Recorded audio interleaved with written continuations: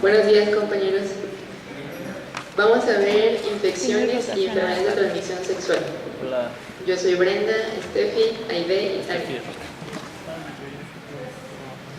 Estos son los objetivos. Nuestro equipo. Primero vamos a ver las infecciones víricas durante el embarazo. Comenzamos con el virus de la varicela zoster. Es un virus DNA y es tan común que hasta el 95% de los adultos tiene signos serológicos de inmunidad. Se transmite por contacto directo con las lesiones y también se ha documentado la transmisión respiratoria. Es tan contagioso que una mujer no inmune tiene un riesgo de entre 60 y 95% de infectarse después de la exposición. El cuadro clínico, pues hay que decir que la infección es más grave en los adultos y sobre todo en las mujeres embarazadas. Se caracteriza por un pródromo que son síntomas pseudogripales de 1 a 2 días de duración, por lesiones vesiculares pruriginosas, y la mortalidad va a ser sobre todo por la neumonía, que también es más grave en las embarazadas. 1 a 2 días antes de la aparición del exantema existe fiebre, malestar general, cefalea, anorexia y dolor abdominal. Después va a aparecer un exantema maculopapular. La aparición va a ser cefalocaudal y la cronología de las lesiones es: primero aparece una mácula, después una pápula, se transforma en una vesícula que se describe característicamente como una lesión en gota de rocío, y al final se va a formar una costra. Esto no quiere decir que todas las lesiones vayan a ser así, sino que se va a presentar en brotes y podemos ver simultáneamente todas las lesiones. Por ejemplo, aquí se ven costras, pápulas, máculas. Si se complica con neumonía, los síntomas van a aparecer durante los primeros 3 a 5 días y se va a caracterizar por fiebre, taquipnea, tos seca y dolor pleurítico. Aquí tenemos una radiografía, se describe como infiltrados nodulares de márgenes mal definidos y confluentes. El diagnóstico, pues, sobre todo va a ser clínico. Si no se puede realizar un frotis de sangre donde se raspan las lesiones vesiculosas, un cultivo de tejido y pues la más certera, que sería la amplificación de ácido nucleico, y en el feto pues sería en el líquido amniótico. La varicela fetal y neonatal. Si la mujer se infecta durante la primera mitad del embarazo, o sea, durante las primeras 20 semanas, se va a presentar lo que se conoce como el síndrome de varicela congénita. El riesgo máximo de infección del feto es entre las 3 y las 20 semanas, ya que después de las 20 semanas no se ha observado ningún indicio clínico de infección congénita. Pues el síndrome de varicela congénita se va a caracterizar por corioretinitis, microoftalmia, atrofia cortical cerebral, restricción del crecimiento, hidronefrosis y defectos cutáneos y óseos. Aparte de la infección congénita, también puede existir la infección perinatal, y esta hay que sospecharla cuando la mujer, antes del parto, durante 5 días antes del parto y hasta 2 días después del parto, presente signos clínicos de varicela. Y así vemos a una mujer con estos signos, hay que sospechar la infección perinatal y se puede administrar inmunoglobulina al feto. El tratamiento en las embarazadas expuestas es con inmunoglobulina y se tiene que administrar durante las primeras 96 horas de exposición para prevenir la infección o bien atenuar los síntomas. Si cursa con neumonía, debe hospitalizarse y también se puede administrar tratamiento intravenoso con aciclovir, pero es importante que este tratamiento se dé durante las primeras 24 hasta las 72 horas para que sea efectivo, si no, no sirve de nada que se administre. Existe la vacuna contra la varicela, pero como tal está contraindicada durante el embarazo. Esto es más que nada para prevención. Se aplican 2 dosis en un intervalo de entre 4 a 8 semanas y durante la lactancia no tiene ninguna contraindicación. Ahora vamos a ver la influenza. Influenza A y B son virus de RNA, los síntomas que causan son fiebre, tos seca y síntomas generales. Ambos virus son epidémicos. Los efectos fetales, pues aún no existen pruebas sólidas que indiquen que la influenza produzca malformaciones congénitas, pero se han notificado incrementos en los defectos del tubo neural, sobre todo si la infección fue durante las primeras etapas del embarazo y más si hubo hipertermia durante la infección. También hay datos que puede predisponer a esquizofrenia más adelante en la vida del bebé, pero tampoco están comprobados. El tratamiento va a ser con inhibidores de la neuraminidasa, oseltamivir, que es un fármaco de categoría C, pero pues aquí se utiliza cuando los beneficios potenciales van a superar los riesgos. Oseltamivir durante 5 días, y si una mujer embarazada tuvo contacto con alguien infectado de influenza, se puede dar profilaxis con zanamivir u oseltamivir. Aquí la vacunación sí está indicada en todas las embarazadas. Se puede poner durante toda la temporada, pero se prefiere que sea entre octubre o noviembre. La parotiditis, el virus que la causa es un virus RNA. También es tan común que el 90% de los adultos son seropositivos. Se transmite por contacto directo por las secreciones respiratorias, saliva o vómitos. No se ha demostrado que sea teratógeno, o sea, no causa malformaciones congénitas, pero sí aumenta el riesgo de aborto espontáneo. No existe un tratamiento porque no es una infección tan grave en el embarazo. Existe una vacuna, pero tampoco está recomendada en las embarazadas, de sarampión, rubiola y parotiditis. El sarampión es un virus RNA de cadena simple. Se transmite por vía respiratoria. También se caracteriza por un pródromo que es fiebre alta, rinitis, conjuntivitis y tos. Después aparece un enantema que se llama manchas de Koplik. En la imagen de arriba son manchas blanquecinas con un halo eritematoso en la mucosa oral. Y ya si vemos estas manchas, podemos estar seguros de que es una infección por sarampión. Después del enantema aparece una erupción maculopapular eritematosa, también de aparición cefalocaudal, pero va a respetar las palmas y las plantas. Se va a diseminar a la espalda, al tronco y a las extremidades. No es pruriginoso el sarampión, o si lo es un prurito muy leve.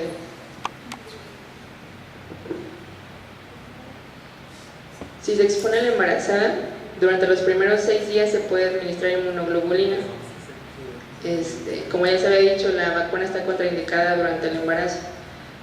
Y los efectos fetales también parece que no es un virus teratogénico, pero sí incrementa la frecuencia de aborto, parto prematuro y bajo peso al nacer. La rubiola también es un virus RNA, y esto es muy importante porque es una causa directa de aborto y de malformaciones congénitas graves. La transmisión es por secreciones nasofaringeas. La incidencia máxima es en invierno y durante la primavera. Se presenta como una enfermedad febril leve, a diferencia del sarampión, que es fiebre alta. El exantema también es maculopapuloso, generalizado, que comienza en la cara y se disemina el tronco y las extremidades. Se puede presentar junto con artralgia y linfadenopatía, sobre todo retroauricular, y conjuntivitis. Causa el síndrome de rubiola congénita, que se caracteriza por cataratas, glaucoma congénito, microcefalia, petequias, púrpura, y el más común es la hipoacusia neurosensorial, hepatosplenomegalia, ictericia, y también estenosis de la arteria pulmonar y conducto arterioso permeable. Los recién nacidos con rubiola congénita pueden diseminar el virus durante muchos meses. Esto es importante porque si se expone a bebés o a madres que no han sido infectados, el bebé es una fuente de infección. También existe el síndrome de rubiola extendida. Aunque aparentemente el bebé nace sano, a los 20 o 30 años de edad puede presentar panencefalitis progresiva y diabetes de tipo 1. El diagnóstico es con análisis serológico y se identifican anticuerpos IgM. Antes de que nazca, en la ecografía podemos sospechar de infección por rubiola congénita. Podemos encontrar restricción del crecimiento fetal, ventriculomegalia, la imagen de abajo, calcificaciones intracraneales que característicamente son en ganglios basales y corteza, microcefalia, microftalmia, malformaciones cardíacas, peritonitis y hepatosplenomegalia. El tratamiento, pues no existe como tal un tratamiento para la rubiola, y también, como ya se ha dicho, la vacuna está contraindicada durante el embarazo. Los virus respiratorios son rinovirus, coronavirus y adenovirus. Causan síntomas del resfriado común, rinorrea, estornudos y congestión, y el adenovirus aparte puede causar neumonía. Aquí hay mucha controversia respecto a los efectos teratogénicos de estos virus, porque pues es una enfermedad muy común, pero sí se ha observado que se incrementa en 4 o 5 veces el riesgo de anencefalia en un cohorte que se hizo de 393 mujeres. Los enterovirus, poliovirus, Coxsackie y ecovirus. El Coxsackie causa una enfermedad en los niños que se llama enfermedad mano-boca-pie. Se transmite por las secreciones maternas al feto en el parto, y también se ha comunicado la transmisión transplacentaria. La viremia en el feto puede causar hepatitis fetal, lesiones cutáneas, miocarditis, encefalitis, y todas pueden ser letales. Del parvovirus, B19 es un virus DNA que se reproduce en las células de proliferación rápida, como los precursores de los eritroblastos. Esto significa que en el feto va a causar anemia por la lisis de las células. La transmisión es por contacto respiratorio o de mano a boca. Causa síntomas en la embarazada como fiebre, cefalea y síntomas pseudogripales. Y este es muy característico porque aparece un exantema de color rojo brillante con eritrodermia que afecta la cara y se le llama como mejillas abofeteadas. El exantema después se va a extender al tronco y las extremidades y se puede acompañar de poliartralgia simétrica. La infección fetal puede causar aborto, hidropesía no inmunitaria y óbitos. Aquí es importante que el parvovirus es la causa infecciosa más frecuente de hidropesía no inmunitaria en los fetos que se estudian por necropsia. El periodo decisivo de la infección es entre las 3 y las 16 semanas de gestación. Si la madre se infecta durante este tiempo, que coincide con la máxima hematopoiesis hepática fetal. El diagnóstico de infección materna es con pruebas serológicas de IgG e IgM, y de la infección fetal es con también IgM, pero del líquido amniótico, o se puede por el suero fetal mediante cordocentesis. El tratamiento cuando se identifica la hidropesía son transfusiones fetales. Aunque es un procedimiento relativamente nuevo, el 94% se resuelve al cabo de 12 semanas y la tasa de mortalidad en el feto es solo de 10%. Los desenlaces a largo plazo que más se estudian es el retraso mental, pero tampoco hay información concluyente. No existe una vacuna para parvovirus y los antivirales tampoco son efectivos. El citomegalovirus es un virus herpes de DNA. La transmisión generalmente va a ser por secreciones, casi cualquiera, nasofaringeas, orinas, saliva, semen, secreciones cervicales o sangre infectados. Esto significa que el feto puede infectarse tanto en inútero durante el parto o una infección neonatal. La infección primaria en la madre se convierte en una infección latente, por lo tanto hay una reactivación periódica. Y esto nos dice que la infección anterior no previene la recidiva, o sea, la reinfección exógena ni la infección congénita. Entonces, que a una mamá le dé citomegalovirus antes no la protege de que pueda reinfectarse y así a su bebé. Las características clínicas es de un síndrome parecido a la mononucleosis. que es con fiebre, faringitis, linfadenopatía, poliartritis. Si la infección es primaria en la madre, el 40% de los fetos se va a infectar, y si la infección es recidivante, solo el 0.1 al 1% se va a infectar. La infección fetal va a causar restricción en el crecimiento. Las calcificaciones intracraneales, que aquí van a ser periventriculares característicamente, microcefalia, corioretinitis, retraso mental, disfunciones neurosensoriales, hepatosplenomegalia, ictericia, anemia hemolítica, y también puede causar a largo plazo hipoacusia. El diagnóstico también es con IgG específica de citomegalovirus, y también se puede detectar en el líquido amniótico. También se puede sospechar por la ecografía, por microcefalia, igual por ventriculomegalia, calcificaciones cerebrales periventriculares, ascitis, hepatomegalia y esplenomegalia.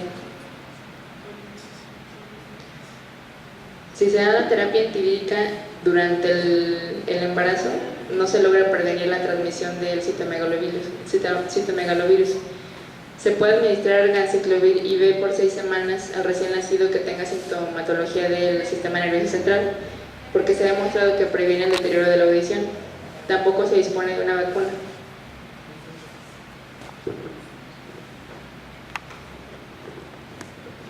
Bueno, yo les voy a hablar de infecciones bacterianas. Me voy a ir muy rápido ya que quedan bastante temas que ver. Bueno, empezando por el estreptococo del grupo A, bien conocido como Streptococcus pyogenes, es un gram positivo, su coco se encadena, ya lo conocemos, aerobio.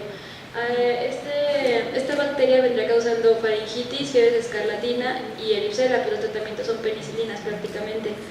La infección puerperal pues es rara, pero cuando se da es muy peligrosa y causa el síndrome del choque tóxico por las exotocinas que libera. En cuanto al estreptococo del grupo B, perdone que se movió la diapositiva, es el conocido como Streptococcus agalacti, y igual es un gram positivo, anaerobio facultativo y coloniza en el aparato gastrointestinal y el genitourinario.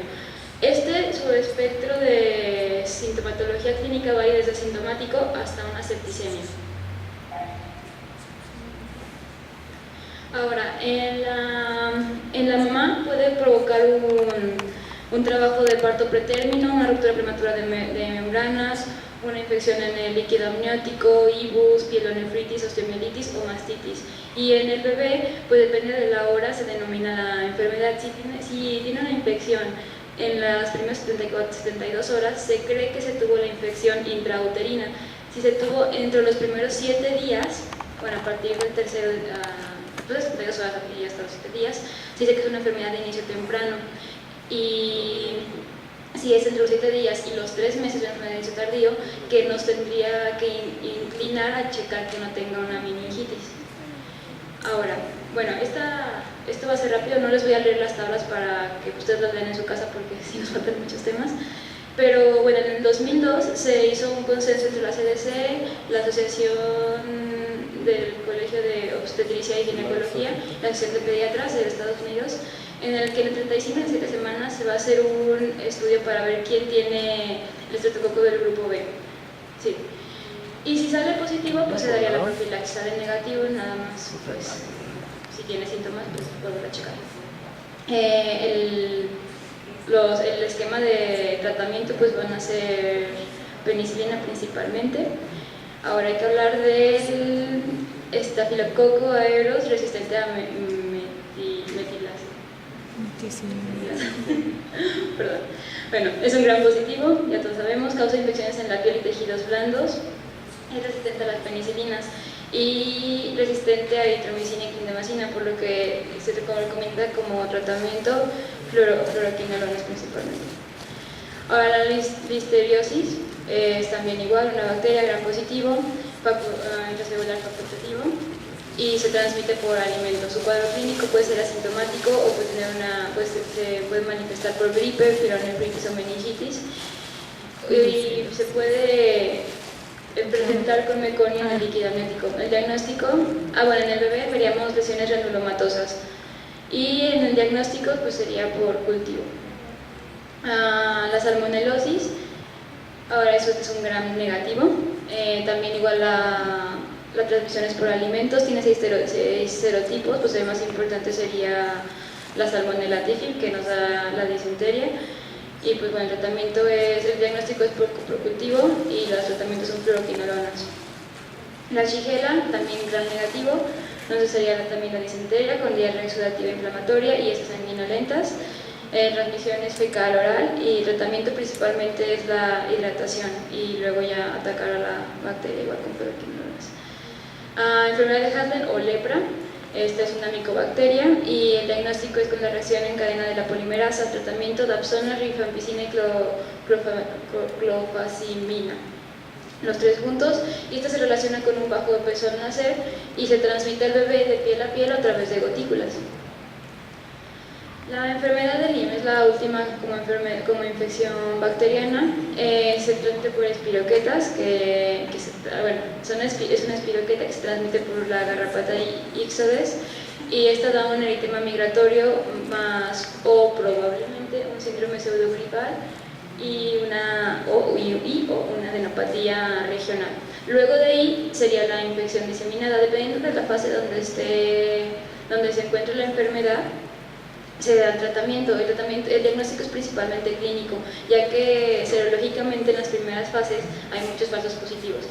Como tratamiento les puse, bueno aquí no se ve, pero en la diapositiva un video y se los recomiendo mucho, si no lo pueden buscar en YouTube como Lyme Disease del New England y bueno, ahí vienen como los nuevos esquemas en el tratamiento a largo plazo. También les recomiendo ese video desde la Asociación de Ginecología y Obstetricia. No entiendo por qué son bañados con el aire. Sí, pues un montón de frío. Voy a hablarles de las infecciones por protozoarios. La primera es toxoplasmosis. La toxoplasmosis es una enfermedad provocada por Toxoplasma gondii. La seroprevalencia de la población general, especialmente las mujeres en edad reproductiva, es de aproximadamente 15%. El 85% de las embarazadas son susceptibles a padecer la infección. La transmisión generalmente es por consumir alimentos o carnes crudas, vegetales o frutas mal lavadas y por contacto con los quistes de los tejidos quistes en los tejidos, principalmente en las carnes, o por entrar en contacto con las heces de los gatos principalmente. La frecuencia de toxoplasmosis congénita es de 0.8 por cada 10.000 recién nacidos. Eso es en Estados Unidos. En Francia la incidencia va incluso hasta 10 por cada 10.000 recién nacidos vivos. Se dice que por año son aproximadamente 400 a 4.000 casos. La frecuencia y la gravedad de la enfermedad dependerá de la edad gestacional o de la edad fetal y al momento de la infección materna. Generalmente el riesgo de infección fetal se incrementa conforme la duración del embarazo. El riesgo de infección fetal a las 13 semanas de gestación es de aproximadamente 6%. Al ser 36 semanas de gestación el riesgo aumenta hasta 72%. De igual forma la infección, cuando es menos de 20 semanas de gestación, los recién nacidos que sean producto de sus madres, el 11% tendrá toxoplasmosis congénita. Por otro lado, de los que tengan una edad gestacional mayor a 20 semanas, el 45% tendrá toxoplasmosis congénita. La gravedad de la infección fetal será mayor en las primeras etapas del embarazo. Estos fetos o estos recién nacidos serán los que más probablemente tengan datos clínicos de la enfermedad. La tasa de parto prematuro aumenta mucho en la madre infectada con toxoplasmosis, generalmente es hasta 4 veces más que en la población general. La clínica es de una infección aguda, generalmente es asintomática. Se detecta solamente mediante serología. En el caso de que hubiera clínica en la madre, sería un cuadro caracterizado por fatiga, fiebre, dolor muscular, exantema masculopapular y linfadenopatía cervical posterior. Las manifestaciones también dependerán de la inmunidad materna. En una mujer con una buena perdón, me equivoqué. Mala va abajo. Va bien. En una madre con una mala inmunidad generalmente se presentará una infección grave con una reactivación que incluso puede presentar encefalitis o tumoraciones. En una madre con una inmunidad buena, la infección inicial provocará o generará inmunidad en la madre. Esta inmunidad materna disminuirá el riesgo de transmisión vertical en el feto hasta prácticamente eliminarla. El cuadro clínico del recién nacido con toxoplasmosis congénita generalmente se caracteriza por ictericia, por un bajo peso para la edad gestacional, hepatoesplenomegalia y anemia. A largo plazo, la mayoría de los fetos infectados o de los recién nacidos infectados presentará coreoretinitis y discapacidades del aprendizaje. La mayoría de los fetos nacen sin estigmas evidentes. Sin embargo, algunos pueden presentar afección neurológica, que es la principal consecuencia o lo más temible. Se presentarán calcificaciones intracraneales, principalmente parenquimatosis imperiventriculares, hidrocefalia o microcefalia. La triada de coreoretinitis, calcificaciones y hidrocefalia generalmente se acompañará de convulsiones. El diagnóstico es por la IgG antitoxoplasma. Esta generalmente se eleva a la 1 o 2 semanas posinfección, con su máxima a la 1 o los 2 meses. Esta IgG estará presente durante toda la vida de la paciente, generalmente a títulos altos. Otra prueba actualmente usada es la avidez por anticuerpos IgG de toxoplasma. Generalmente en la infección primaria, la avidez es leve. En las etapas posteriores, cuando ya pasó mucho tiempo de post-infección, el título o la avidez estará aumentada. Entonces, si encontramos una gran avidez por el anticuerpo IgG, concluiremos que es una infección avanzada o que ya hace mucho que pasó la infección. Generalmente se dirá que 3 a 5 meses anteriores no se había presentado la infección. Otra prueba es el anticuerpo IgM. Se eleva generalmente 10 días post-infección, dura 3 a 4 meses y después disminuye. Esta puede ser detectable en algunos casos durante años, por eso no se puede emplear para el diagnóstico de un cuadro agudo. Otros que se pueden utilizar son los anticuerpos IgA e IgG. El perfil serológico actual para su diagnóstico incluye el colorante de Sabin-Friedman, no sé por qué se escribe así, pero ELISA para IgM, ELISA para IgA e IgG y aglutinación diferencial. El diagnóstico prenatal se hará por técnicas de amplificación de ADN y valoración ecográfica. La amplificación de ADN será por PCR en líquido amniótico o sangre fetal y por detección de IgM e IgA en el líquido amniótico. Su ausencia no descarta el diagnóstico. Los principales datos ecográficos en un feto o en un bebé en útero serán calcificaciones intracraneales, como les dije, serán intraparenquimatosas y periventriculares, hidrocefalia, calcificaciones hepáticas, ascitis, engrosamiento de la placenta, intestino hiperecoico y retraso del crecimiento intrauterino. La detección sistemática solo será en mujeres con VIH, en las demás no se requiere hacer todas estas determinaciones o todas estas búsquedas. El tratamiento será, en el dado caso de que haya riesgo de infección congénita, se puede dar espiramicina. Sin embargo, este medicamento no disminuye el riesgo de infección o no es útil para la infección cuando ya está establecida. En la infección materna, en la que solo se detecta o en la que no se detectan anticuerpos en el líquido amniótico, se dará pirimetamicina y sulfonamidas. Cuando se hace el diagnóstico fetal por ecografía, se dará pirimetamicina, sulfonamidas y ácido fólico. El mecanismo de acción de estos es generalmente a través del metabolismo del ácido fólico. Algunos planteaban que podría haber defectos en el crecimiento o en el desarrollo del tubo neural por la alteración en el metabolismo del ácido fólico. Sin embargo, el medicamento tiene especificidad por la enzima bacteriana, por lo cual no hay efectos sobre el feto. La prevención pues es cociendo la carne a temperaturas seguras, descortezando, lavando frutas y verduras, limpiando superficies y utensilios de cocina empleados con carne cruda, el uso de guantes al cambiar la arena de los gatos o delegar la tarea al esposo o a quien sea, evitar alimentar a los gatos con carne cruda o mal cocida y manteniéndolos en el interior. El paludismo es la enfermedad causada por el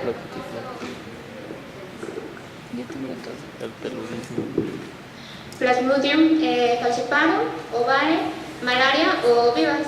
Este está prácticamente radicado en Norteamérica y en Europa. Hay 300 a 50 millones en todo el mundo de infectados. Un cuarto de las embarazadas se infectan en zonas endémicas, principalmente en África.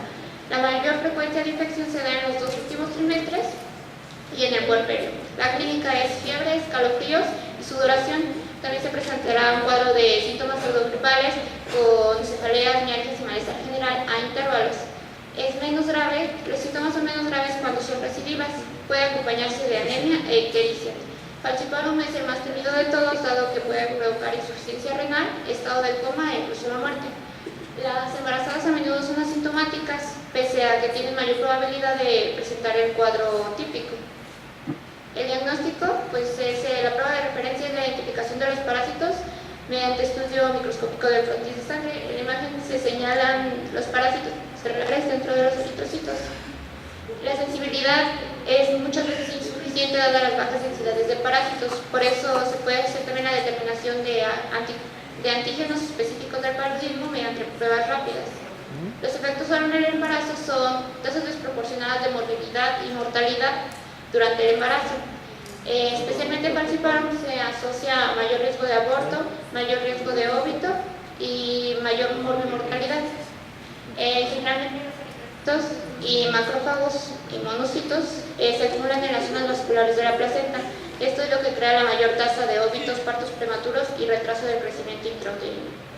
El tratamiento pues, de elección son las cloroquinas. Si es resistente a las cloroquinas, especialmente en la cepa Falciparum, se empleará una quinina más clindamicina. Los efectos adversos generalmente son hipoglucemia materna y fetal y están contraindicadas la mefloquina, la tobacona. El paludismo grave complicado requiere la aplicación de gluconato de quinidina vía parenteral. El principal efecto adverso es la cardiotoxicidad, por eso se requiere la valoración materna seriada de la función cardíaca. La prevención es por quimioprofilaxis al viajar o endémicas o al vivir en ellas. Control de vectores, especialmente por mallas tratadas con insecticidas, compuestos piretroides y repelentes de insectos.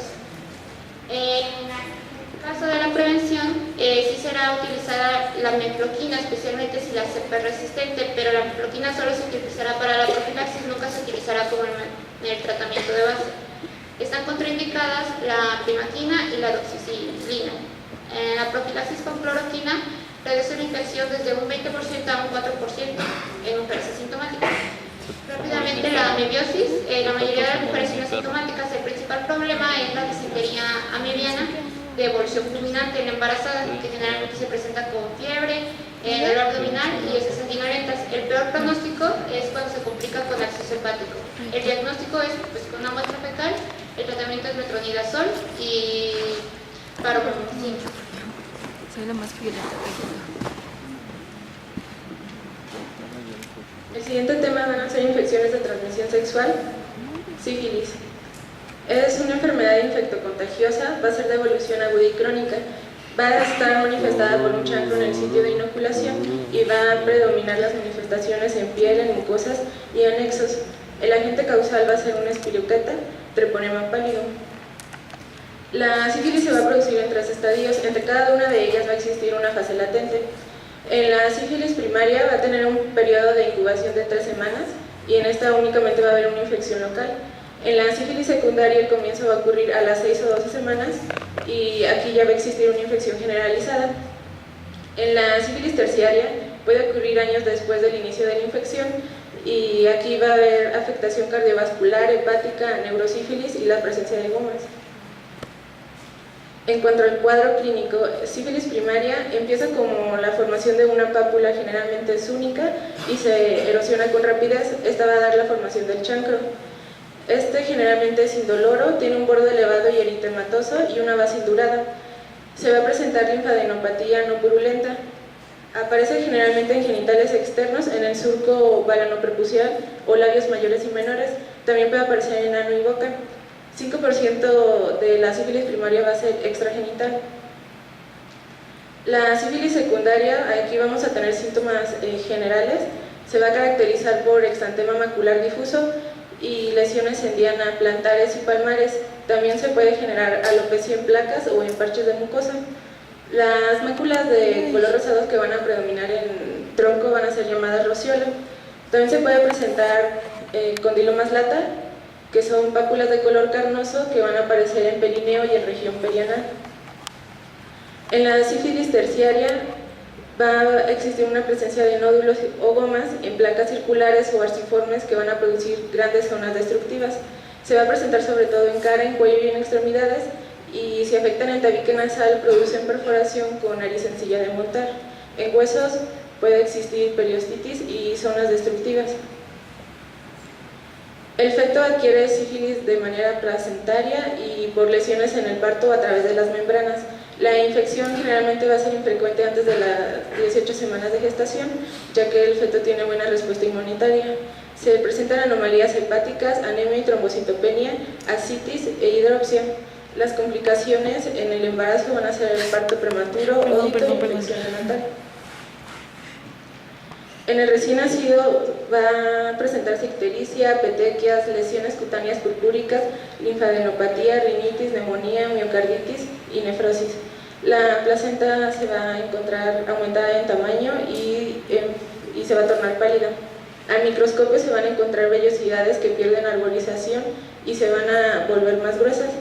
Los vasos sanguíneos disminuyen en número a consecuencia de la endarteritis y la proliferación de las células del estroma. El diagnóstico en etapa de chancro tenemos que identificar las espiroquetas en las lesiones por medio de raspado suave de la lesión o punción de ganglio linfático agrandado.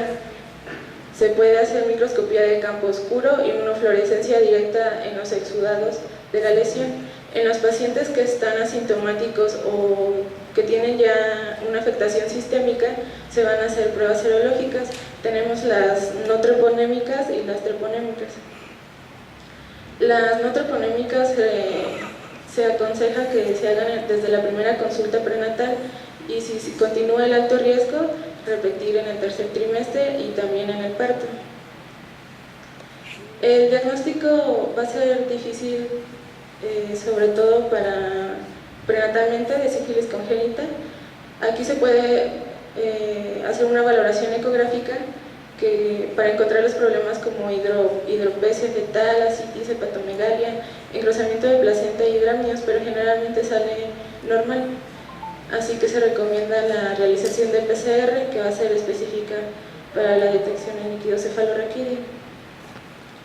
En cuanto al tratamiento, en sífilis primaria y secundaria se va a dar penicilina G benzatínica y en la latente y de duración desconocida o que sea mayor de un año se va a dar benzatínica de 7.2 millones de unidades. En la neurosífilis, penicilina G sódica más probenecid, y en la congénita, la penicilina G sódica cristalina de 100.000 a 150.000 unidades por kilogramo al día, que se van a dividir en 50.000 unidades por kilogramo cada 12 horas durante los primeros 7 días de vida y después cada 8 horas durante los siguientes días. Cuando existe alergia a penicilina se recomienda doxiciclina, pero esta no en el embarazo, ya que hay un riesgo de pigmentación de color amarillento en los dientes. También se puede dar tetraciclina. Hay que tener cuidado con las dosis altas, ya que puede causar una reacción de Herx y también contracciones uterinas acompañadas de desaceleraciones tardías de la frecuencia cardíaca fetal. Gonorrea, también conocida como blenorragia, es una infección bacteriana aguda, va a estar causada por un diplococo gram negativo, la Neisseria gonorrhoeae. Va a afectar membranas mucosas de la uretra, endocervix, recto, faringe y la conjuntiva. Generalmente se va a presentar en jóvenes de 15 a 14 años, de 15 a 24 años, perdón. Los factores de riesgo van a ser edad menor de 25 años, soltero, adolescencia, pobreza, toxicomanías, prostitución, otras enfermedades de transmisión sexual y también la falta de atención prenatal. El 40% de la infección gonocócica va a ser concomitante con clamidia. Generalmente en embarazadas se va a limitar la infección a cuello uterino, uretra y glándulas periuretrales y vestibulares. La salpingitis aguda va a ser infrecuente en el embarazo. El cuadro clínico. Los síntomas generalmente van a aparecer 2 a 5 días después del contacto y vamos a encontrar secreción vaginal anormal, disuria y hemorragia postcoito. La infección primaria en endocervix con infección uretral concomitante hasta en el 70% de los casos, y entre las complicaciones vamos a tener bartolinitis, infección pélvica, que generalmente va a conducir a esterilidad y embarazo ectópico, parto prematuro, desprendimiento prematuro de membranas, corioamnionitis y infección puerperal. Para el diagnóstico vamos a utilizar cultivo y pruebas de ampliación de ácido nucleico. Las mujeres con resultados positivos deben realizarse detención de sífilis, clamidia y de VIH antes de iniciar el tratamiento. El tratamiento va a ser ceftriaxona y también hay que dar tratamiento para la infección por clamidia a menos de que se haya descartado. Se recomienda tratamiento también para los contactos sexuales y la reinfección va a ser frecuente, por lo tanto hay que dar una segunda detección sistémica en las últimas etapas del embarazo. La bacteremia desencadena infección gonocócica diseminada. En esta vamos a encontrar lesiones cutáneas petequiales o pustulosas, artralgias, artritis séptica o tenosinovitis. El tratamiento va a ser ceftriaxona de 1000 miligramos, intramuscular intravenoso cada 24 horas, y se va a continuar el tratamiento durante 24 a 48 horas después de la mejoría, y luego se va a modificar a fármaco oral para terminar en una semana. Si existe endocarditis gonocócica, se debe continuar el antimicrobiano 4 semanas más, y en meningitis de 10 a 14 días más. En infecciones por clamidia. Clamidia trachomatis va a ser una bacteria intracelular que va a tener varios serotipos que van a producir linfogranuloma venéreo e infecciones cervicouterinas. En embarazadas generalmente va a ser una infección asintomática, pero hasta un tercio puede presentar síndrome uretral, uretritis o infección de las glándulas de Bartoli. Cervicitis, también se puede presentar cervicitis mucopurulenta en clamidia o en gonorrea. Hay algunas infecciones que no se presentan durante el embarazo y se ha visto que la infección puede provocar infección cervicuterina. La infección cervicuterina va a incrementar el riesgo de parto prematuro, desprendimiento prematuro de membranas y también de la mortalidad perinatal, pero esto aún está en debate. Se puede presentar metritis uterina puerperal tardía 2 a 3 semanas después del parto, con hemorragia o secreción vaginal, febrícula, dolor abdominal bajo e hipersensibilidad dolorosa uterina. La infección neonatal va a ser de transmisión vertical hasta el 30 al 50% de los casos. Aquí vamos a encontrar neumonía y va a ser la causa infecciosa de oftalmia neonatal más común. Para el diagnóstico va a ser por cultivo ONA. La detección va a ser sistemática en la primera consulta en mujeres con alto riesgo y de nuevo al tercer trimestre si continúa el alto riesgo. El tratamiento va a ser acitromicina y se deben evitar fluoroquinolonas, doxiciclina y también estolato de eritromicina, ya que es muy hepatotóxico. Se deben realizar pruebas a la tercera o 4 semanas después de concluir el tratamiento. Linfogranuloma venéreo causado también por clamidia en los inmunotipos L1, L2 y L3. Predomina sobre todo en varones en forma aguda y en mujeres se van a observar las complicaciones tardías. La incubación va a ser de 3 a 30 días y primero se presenta una pápula o pústula asintomática que va a dar lugar a una obsuración. Esta cura en una semana. Después de 2 a 6 semanas se presenta una adenopatía inflamatoria y dolorosa que puede observarse. Este se le va a llamar bubón. Y también se puede presentar el signo de la muesca de reloj o inguinal, que son adenopatías separadas por el ligamento de Poupart. Puede haber también abscesos, fístulas o estenosis rectal, linfedema y se puede presentar elefantiasis.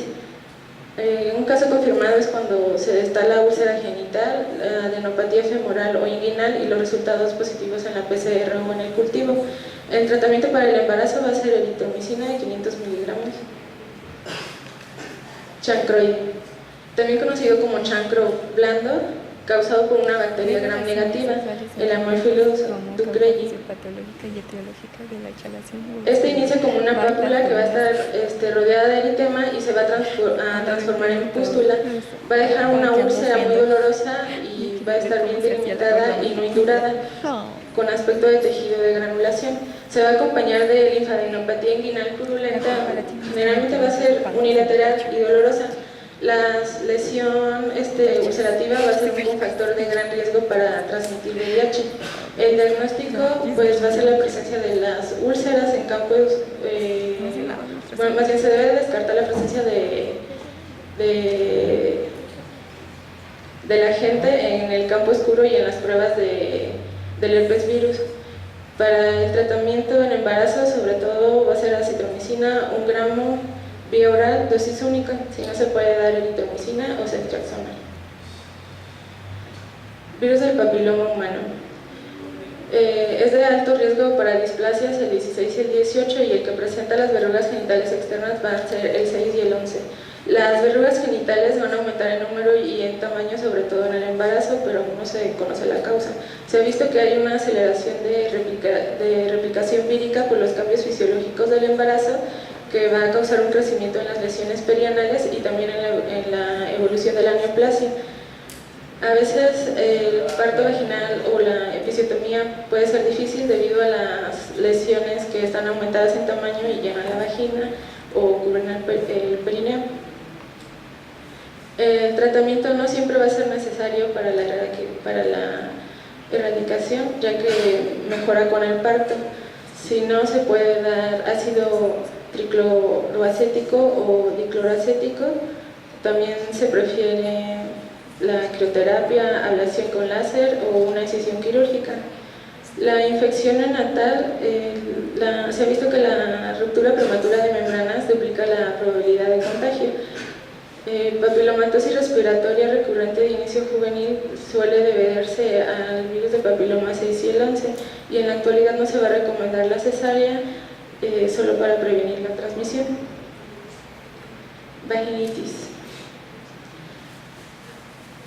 La vaginosis bacteriana, se ha visto que al reducir el número de lactobacilos y las especies desarrolladas en excesos, se va a producir esta, sobre todo por bacterias anaerobias como la Carnierella vaginalis, mobiluncos y especies de bacteroides.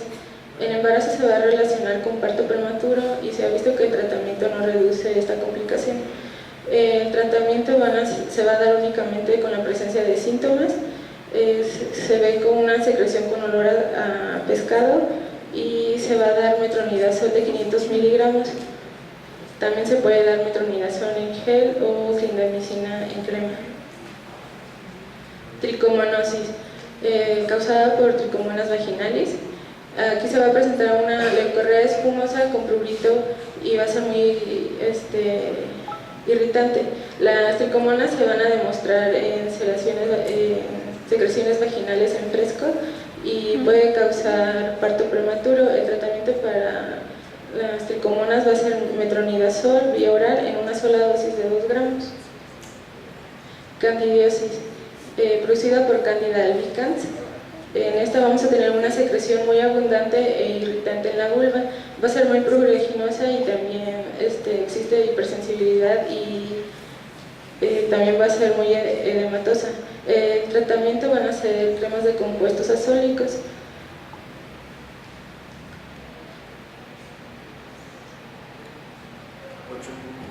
Por último tenemos el herpes. El herpes es una de las enfermedades de transmisión sexual más frecuente. Afecta a 50 millones de adolescentes y adultos y es mayor en mujeres. Bueno, la mayoría de las mujeres no se percata de que tienen la infección. La padece 1 de cada 5 mujeres por pruebas serológicas. El 0.52% de las embarazadas adquiere el tipo 1 o el tipo 2 durante el embarazo. El tipo 1 pues, es el de las infecciones, no genitales. Se ha visto que más del 50% de las nuevas infecciones que se detectan en genitales son por este tipo de virus del 1. Esto se ha asociado al aumento de las prácticas orogenitales. El virus del tipo 2 es el que se encuentra principalmente en las infecciones genitales, es de transmisión sexual y es el que causa el 90% de los recidivas. La transmisión neonatal es principalmente intrauterina en el 5%, perinatal en el 85% y postnatal en el 10%. Generalmente el virus puede invadir el útero después de la rotura de membranas o es transmitido directamente al producto durante el paso por el canal del parto. La tasa de transmisión es de 1 en 3.200 o de 1 en 30.000 por cada parto o de los partos. El herpes neonatal es principalmente del tipo 2. Si es un herpes recidivante, generalmente el riesgo de infección neonatal es menor al 1%. Si es la infección cerca del parto como prima infección, el riesgo de infección neonatal será del 50%. Primero hay una infección mucocutánea y replicación, después hay una migración retrógrada hacia los ganglios linfáticos o a través de los nervios sensoriales y se forma un estadio, una tercera etapa donde hay un estado de latencia en los ganglios. La clínica es un estado primario en el que va a haber la típica lesión de vesículas, racimos sobre una base eritematosa. Un tercio de las infecciones por virus del herpes simple 2 son sintomáticas, por eso 2/3 de las personas o de las mujeres tienen infección y no saben. Otras afecciones que se pueden provocar por el virus del herpes es hepatitis, encefalitis o neumonía y pocas veces se forma una enfermedad diseminada. Hay generalmente infección cervicouterina, pero generalmente no siempre es clínica, no siempre se percata de la mejoría se produce en 2 a 4 semanas. El primer episodio de un